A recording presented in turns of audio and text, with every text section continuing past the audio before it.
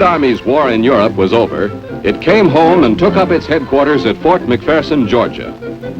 Many of its wartime veterans re-enlisted, staying with the new recruits, streaming in every day, learning the know-how of the newest inventions, the new military technology, training at different stations in Third Army's 7-state area. They learn how to operate new armored tanks, turn them in a space no wider than their own length. Signal Corps soldiers learn how to use the newest inventions and techniques, how to keep the lines of communication open, how to lay wire across a deep, swift stream in a few seconds. New weapons, new skills improve the chances for national defense and prepare the recruits to step into positions in the country's peacetime pursuits. Airborne troops are conditioned to fit into the air age. Learn how to take a parachute jump in their stride, how to battle a wind-blown bucking parachute on the ground and overcome it.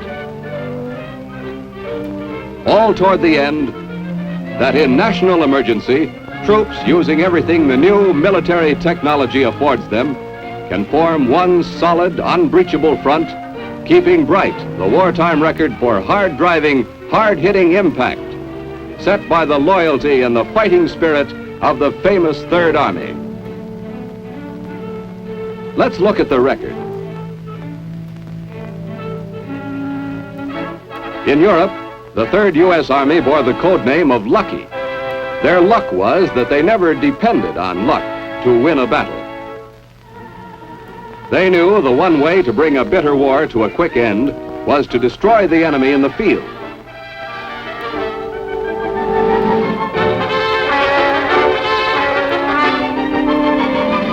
To smash and knock out his materiel and firepower. To wipe out, rout, or capture his manpower. To liberate the enemy-held towns and restore them to their loyal citizens. Third Army's 6 different corps were covered in the air by 9th Air Force's 19th Tactical Air Command. Men came from every state in the Union, wearing patches of those divisions, which at various times during the 281 fighting days in Europe, served under Third Army's command.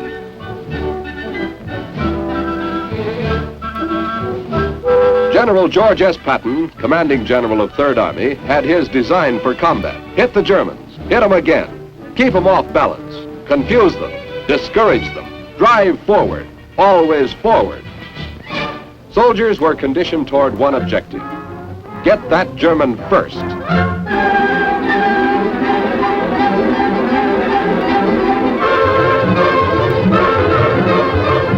Surprise, skill, power. The triad for victory against a strong, well-trained enemy.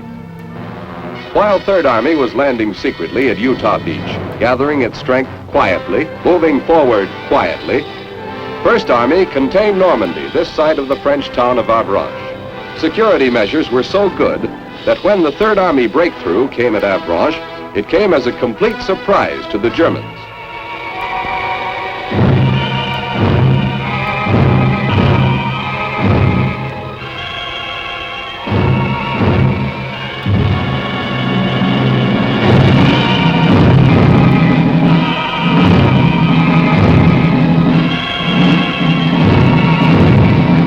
In the first shock, the Germans rushed to give themselves up. They came in from all directions.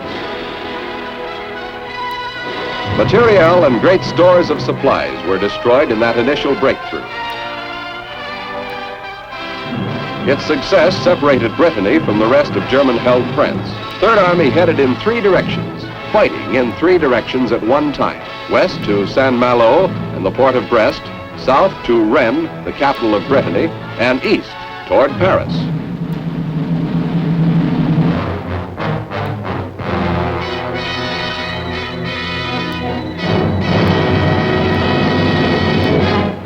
Captured German films show, however, that the German armies were anything but a pushover. They had trained, disciplined, seasoned troops. Frightened towns had been easy prey for the Germans. Now they fought hard to hold what had been so easy to take. but nothing stopped the onrushing Third Army. Third Army headed for the coast town of Saint-Malo, key point in the enemy defense line. They battered it with heavy guns, sent their riflemen into the town.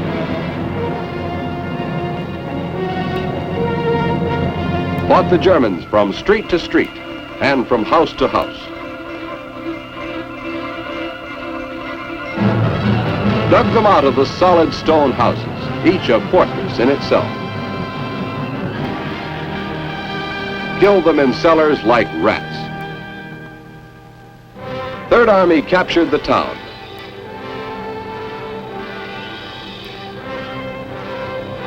One enemy stronghold still held out. The German clung to his fortress on its offshore island. Third Army pounded it, turned some of the Germans' own guns against it.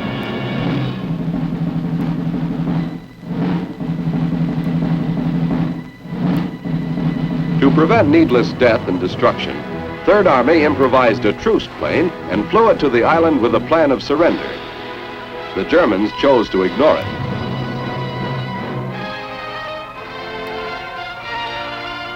Third Army concentrated on a swift reduction of the fort. 19th Tactical Air Command blasted it from the air, swooped over the island, dropped its belly loads of eggs, sent this spectacular line of waterspouts into the air. Heavy artillery laid down fire that quickly reduced the fortress to helpless rubble.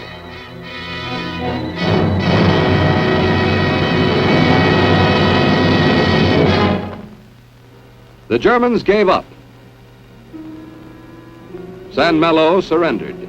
The way was open for the drive toward the west.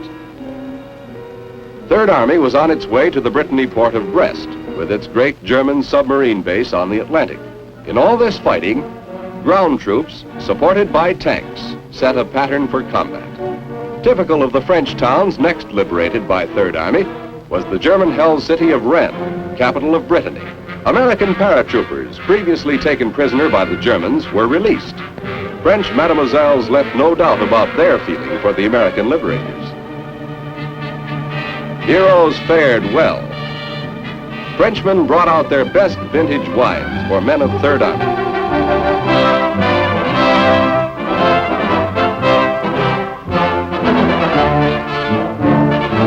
A French-American entente cordiale was reestablished. The mayor made a speech.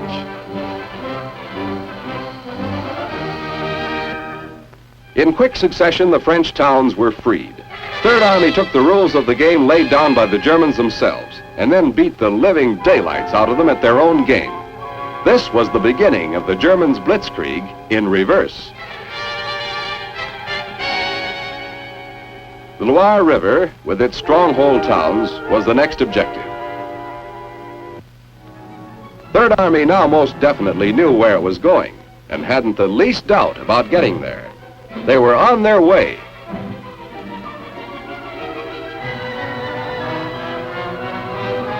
The swift advance posed a tremendous problem in logistics. 250,000 men had to be fed, clothed, equipped, bedded down every day. Trucks and tanks needed gasoline. Every pound had to be hauled and lugged. Men of the transportation units made their great contribution to victory in this Battle of France. In the west, Third Army stepped up the attack on Brest.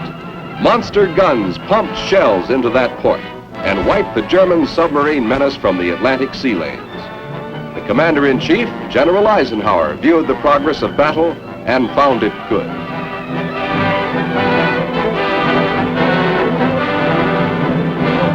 Brest surrendered.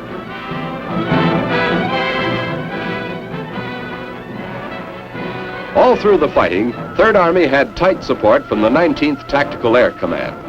The 19th wove a net of protective air cover that caught any foolhardy German aircraft in the meshes, chased it scurrying back to the ground, or knocked plane and pilot completely out of the air. They kept the air lanes free for our own bombers.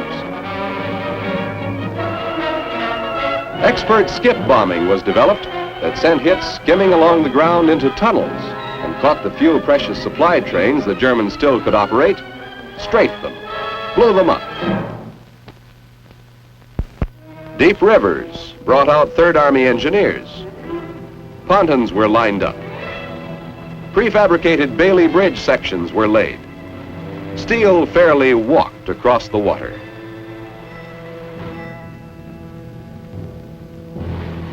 Construction gangs and Bailey bridges weren't always at hand, but the enemy Germans were. They clung to these natural defenses and made crossings an invitation to sudden death. Third Army's war, at times like this, narrowed down to the close confines of a personal matter, bullet for bullet. Third Army men usually got their objective.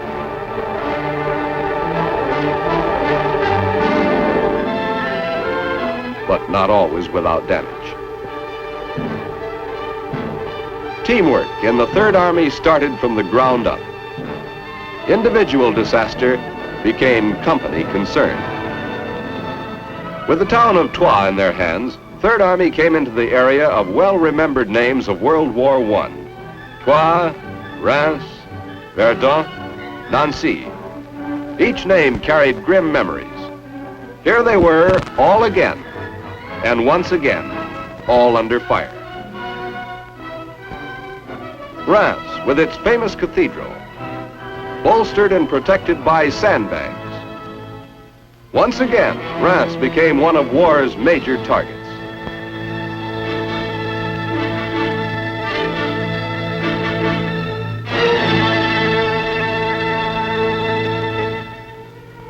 Verdun.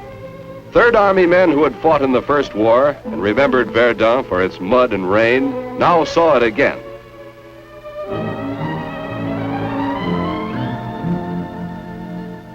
Third Army had another date waiting for it, the Fort Ring city of Metz. The Germans made it their showpiece. It was advertised as the impregnable, unbeatable stronghold of the master race. The town had never in modern history been taken by assault. Third Army now went out to do just that, direct penetration. They blasted the forts and battered the town in one of the bloodiest of actions. The forts were knocked out.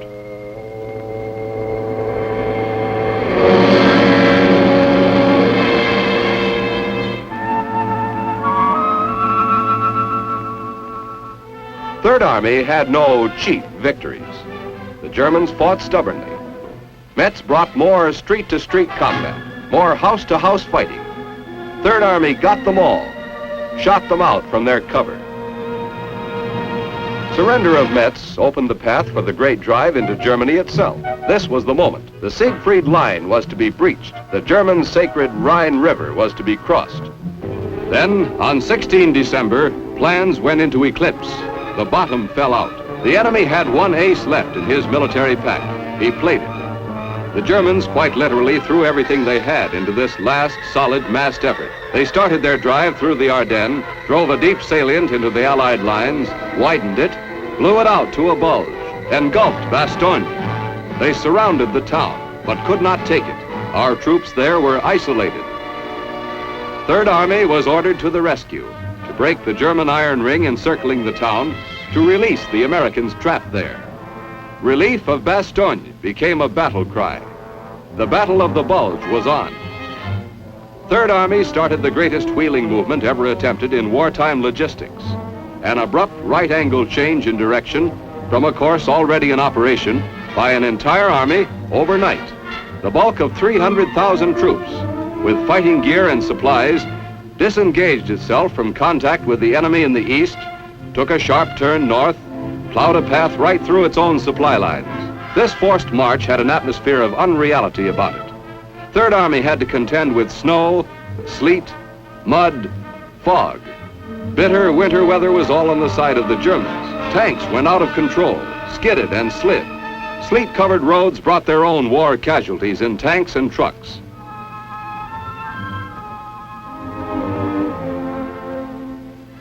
The troops in Bastogne held fast, waiting for the relief of the city by Third Army.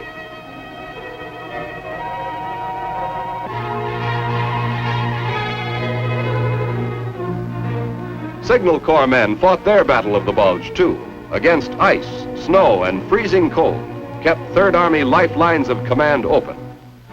Third Army arrived with guns firing. Bastogne became a kind of valley forge for the Third Army, but a valley forge with an enemy pounding in from all sides. Everything Third Army had on the ground went into action. One thing more would tie it all up into a quick victory package, attack by air. But the weather held. There was lots of it, all bad. Air forces were immobilized. General Patton called the Third Army chaplain to him, asked that a prayer be offered, a soldier's prayer, fair weather for battle. The prayer was made. Almighty and most merciful Father, restrain these immoderate rains. Grant us fair weather for battle. Establish thy justice among men and nations. Amen. Call it a miracle. The day before Christmas came as a real gift. Perfect flying weather. Our planes took to the air, poured it on the Germans.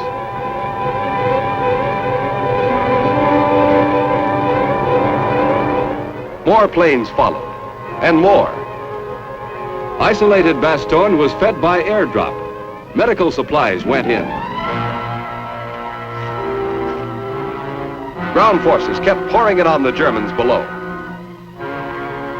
Destroyed them in the snow.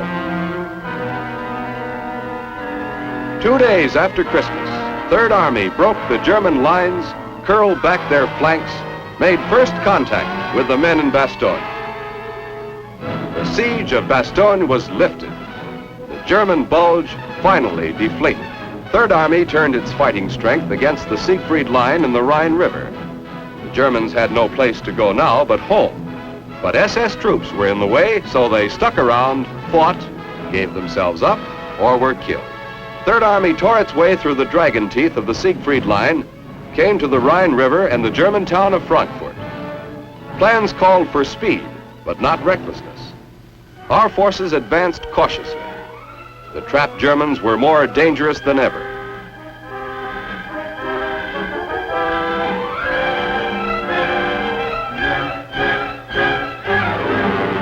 The fighting at Frankfurt was of a piece with that along the length of the Rhine.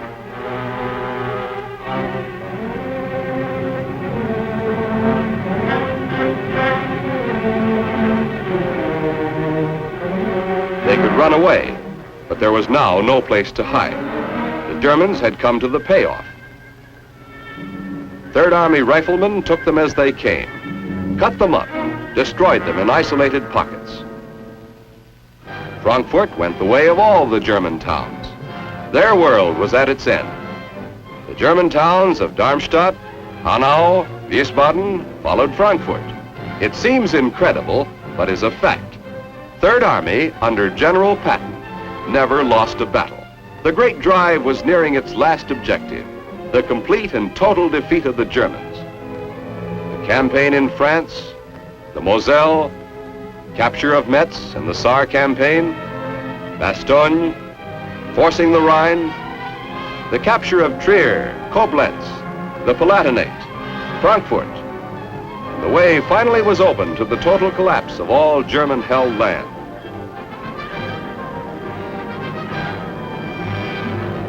Third Army overran the west of Germany. They fanned out and swept south, crossed the Danube. German armies were shot to pieces. Their disorganized leaders were captured or destroyed. Troops surrendered by whole divisions and corps.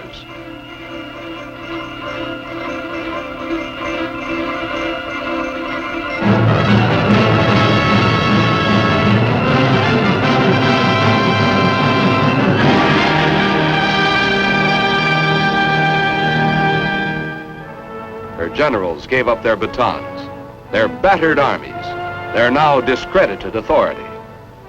Germany's war was over. Third Army's fighting was over, with honor and glory enough for every Third Army man.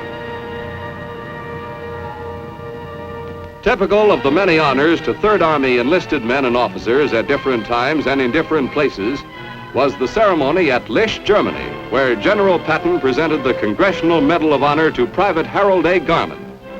A fit tribute to the fighting spirit, to the loyalty of the troops of Third Army who fought the 281 days on the 1,000 miles of foreign soil are the words spoken by General Patton.